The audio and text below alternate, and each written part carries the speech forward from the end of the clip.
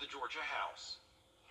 We've been keeping up with the construction of new businesses at Evans Town Center, and tonight we have some updates. Hannah Letier's live at the plaza now with a look at what's coming. Hannah? Yeah, Jenny, Miller was right. It's quite windy out here, but construction is all finished up here at the Evans Society Center, which is located behind the Maybaum building. All that's left to do are some finishing touches. Southern Time Clothing, Elements Massage, and Mirror Infusion Kitchen still have some work to do before opening, like putting up signage and work on the inside. Edward Jones will no longer be in the plaza, so that space is still available for lease. Goat Kick Coffee Company had its soft opening on March 1st, and business has been booming. They're expecting even more business after their grand opening and when the under construction apartment complex next to them opens. It has been fantastic. We had to hire a lot of new employees for the new location. Yes. Everyone has caught on so quickly. We're hoping for a lot of foot traffic from the apartments, and really to be that place where people can come and hang out and study and just socialize. Yeah. Goat Cake's grand opening will be on March 18th, and get this, they're going to have goat yoga and homemade desserts. The other businesses in the plaza should be open by summer. Live at Evans, Hannah Letier, Wjbf News Channel 6. More new opportunities coming to this area. Bill, we've been keeping up with construction of new businesses over at Evans Town Center, and there are some updates. Hannah Letier is live from the plaza with a look at what's coming. Hannah, what can you tell me? That's right, Sean. Construction is all finished up here at the Evans Society Center, which is located behind the Maybaum building, and all that's left to do are some finishing touches. Southern Time Clothing, Elements Massage, and Mirror Infusion Kitchen still have some work to do before opening, like putting up signage and doing work on the inside. Edward Jones will no longer be in the plaza, so that space is still available for lease. The CEO of the Evans Society Investment Group believes that the center, paired with the apartment complex that is currently being built next to it, will help drive business to the area. This whole area will become a pedestrian type zone where people could just walk and shop and do what they need to do. And that's already proven to be true. Goat Kick Coffee Company had its soft opening on March 1st, and business has been booming. It was surreal. It actually felt very natural to serve all the customers, and we pretty much had a decent flow, very steady for the rest of the day, and everyone seemed extremely happy. The shop also features art from local talent. We had a local artist named Addison to do our mural on the outside of the building, as well as our Goat Kick story mural, and then the subdued logo mural on the inside. They're expecting even more business after their grand opening and when the under construction apartment complex next to them opens. We're hoping for a lot of foot traffic from the apartments, and really to be that place where people can come and hang out and study and just socialize. Yeah. Guys, I'm still feeling a little bit jittery.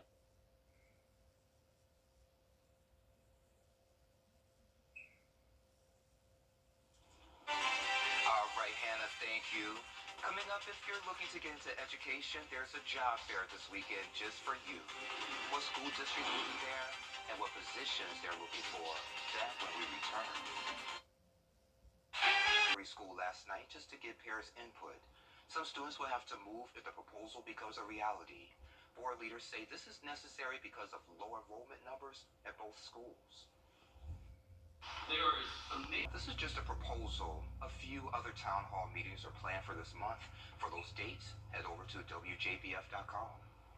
Jennifer Tracci joins us now. Well, Sean, it is so windy outside, and those winds are only going to pick up as we go into the rest of this evening. A widespread wind advisory, including the entire CSRA through midnight tonight. Coming up, I'll have more details on that, plus a look at your Futurecast. Stay with us. You're right there. Channel 6 mobile app is now even better. Download it today. This is a WJBF Live Viper 6 alert. Welcome back. It's a very windy end to the work week. Not a lot of rain, though. So here's the latest on Live Viper 6. We're seeing these very isolated showers ahead of the leading line that we've been watching. That's out towards the west of us now. which just impacted the Atlanta metro, now moving into Athens, and it's weakening. So that's a very good sign. Right now, only one active severe thunderstorm warning up near the Greenville area. Earlier today, this line was producing very strong wind gusts up to around 80 miles per hour. So it's very good to see that's weakening by the time it moves into the CSRA, but we still have that alert day due to the potential of some severe thunderstorm warnings and an isolated tornado threat. But right now, here's our Terry Lambert Hyundai Skyview cam over at the airport.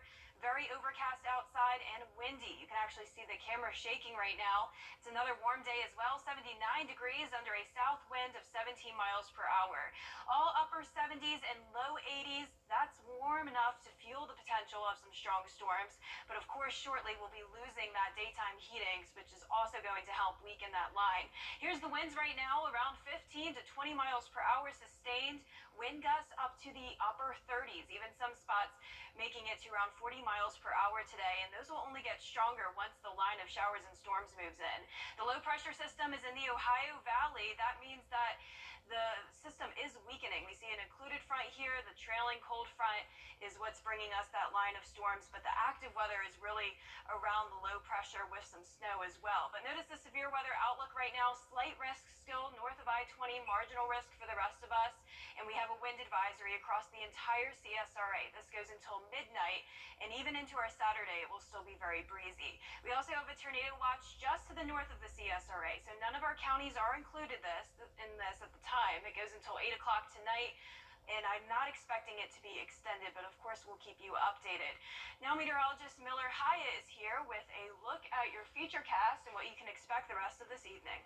Thank you, Jenna, and we are going to be tracking that line of showers and storms. Here's Futurecast here, 8 p.m. We're going to watch that broken line of showers and storms starts to progress to the south and east. Into Augusta we go. So around 10 p.m. you can see already we're seeing even broken lines of showers and storms, and it's going to continue to weaken as we go throughout the night. So about by 11, 12, midnight, we can see that we're going to be seeing a lot of clearing skies, which is good news. So this is going to be a fast mover, and we're expecting this to weaken. So we're not going to be seeing as much issues as we were seeing to our north and west. Mainly the damaging wind threat is going to be the biggest case. As we look at our futurecast, wind gusts possibly up to 40 miles per hour at times. Here's 8 p.m., but then that will quickly push on out of here. Still pretty breezy at 11 p.m., gusting up to around 20 miles per hour or so, and continue to be a little bit breezy as you wake up on your Saturday, and that's going to continue throughout the day. So it's going to be a cooler and breezy day. You can see here the beautiful weekend weather. Temperatures in the 70s, and that's a little bit above average, but certainly it's not as warm as today. It's going to be a little bit cooler tonight after that cold front pushes through. Temperatures down into the 50s. Tomorrow, warm, but not as warm as today. Temperatures in the 70s. So here's your 10-day forecast. Beautiful weekend with showers in store for the middle to end of the week, but the big story is going to be a big drop in temperatures down to the 60s and then down to the 50s for next weekend, even the 40s for early next week. And today's umbrella winner goes to Stacy Scott of Augusta, Georgia. You can pick that umbrella up at WJBF News Channel 6 during our office hours, and if you want a chance to win an umbrella, you can go to our website, wjbf.com. And Stacy can use that umbrella next week. Oh, yes. Yes, she can. Thank you. And we'll be right back. To nominate someone, just visit wjbf.com/women-to-watch and fill out the entry form. Insurance companies don't make it easy to get everything you're entitled to, but I do. The league's best fans turn to the team you can trust. Attorney John Foy and Associates. Now, WJBF sports coverage you can count on. South Carolina Gamecocks looking to claim their 7th SEC tournament title under head coach Dawn Staley. 3 of those came in Greenville, so a good side for Carolina. We'll take you there, getting started against Arkansas today at Bon Secours Arena. First quarter, Gamecocks up by 2. Bria Beal, the block. Plenty of that was going on today. Gamecocks going the other way. Zaya Cook rewards it to Beal, right side, bucket, 5-point game. They're making it look easy, and it kind of was for them today. Second quarter, Carolina up 9. Kiera Fletcher. The 2's no good, but, well, Aaliyah Boston is there. The rebound, the putback. Carolina up 15 at the break. Third quarter, more blocks. Arkansas on the fast break. Boston, no, not serving that. Take another look. Swats to Simpsonville, South Carolina. Victoria Saxon led the way with the team high 19 points. Gets more right there. Gamecocks cruise 93-66 on to the semifinals against Ole Miss Saturday at 4:30. Semifinals of the men's Peach Belt Conference Tournament underway at Christenberry Fieldhouse. USC Aiken gonna have to make a run to get to the finals. Got about 10 minutes left in that game, trailing Lander. Later tonight, the Augusta Jaguars take on Columbus State University at 7:30. We'll have some highlights for you. The Peach Belt Championship game Sunday at 1. USC and AU both probably already in the NCAA tournament.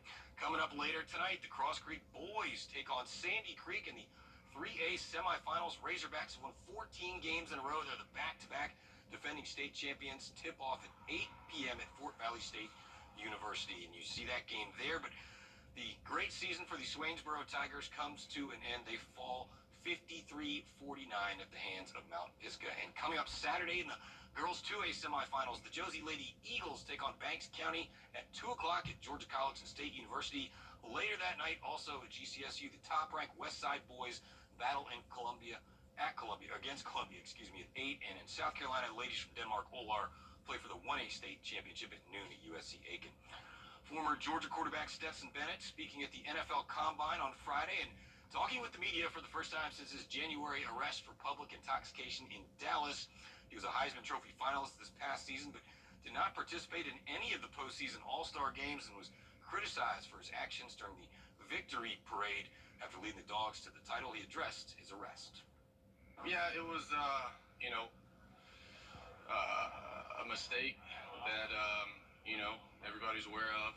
I understand, why that can't happen. It was, I've talked to coaches about it, talked to GMs, apologized to my family. That's who I, felt worse about. Felt like I let them down.